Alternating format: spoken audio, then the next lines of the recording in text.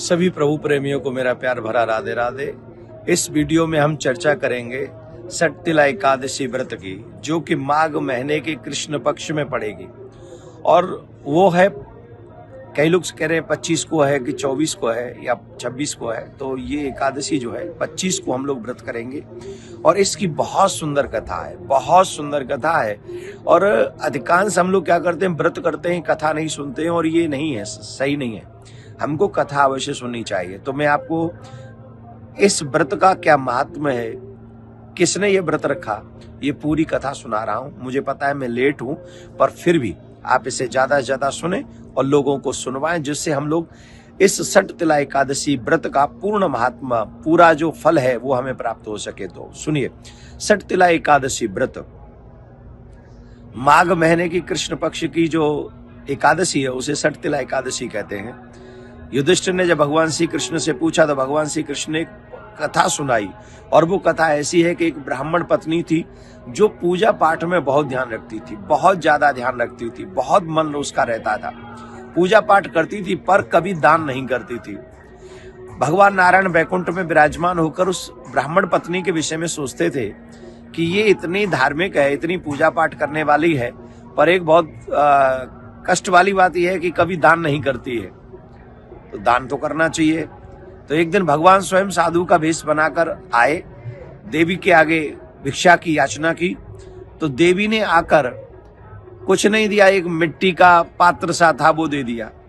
कुछ समय बाद में वो देवी का शरीर छूटा और वो भगवान के धाम में गई, बैकुंठ गई। पर बैकुंठ में उसे कुछ खाने पीने को नहीं मिला।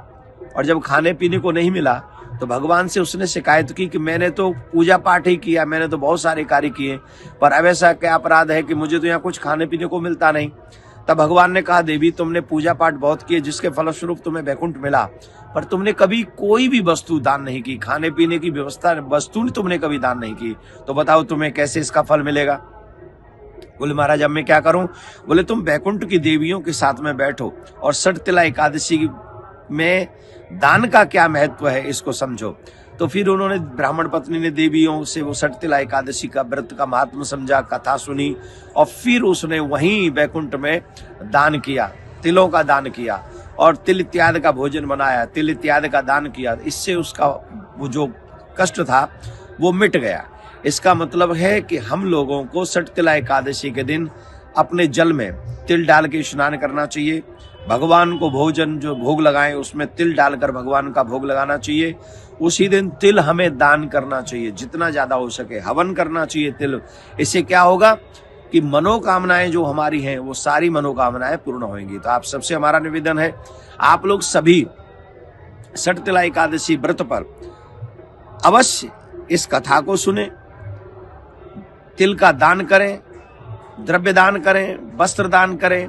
और याद रखें, जो जो वस्तु आप वहां चाहते हैं उन सब वस्तुओं का यहाँ दान करने से ही वो सारी चीजें हमें परलोक में भी मिलती हैं और अन्य योनियों में भी जाना पड़े तो वहां भी मिलती।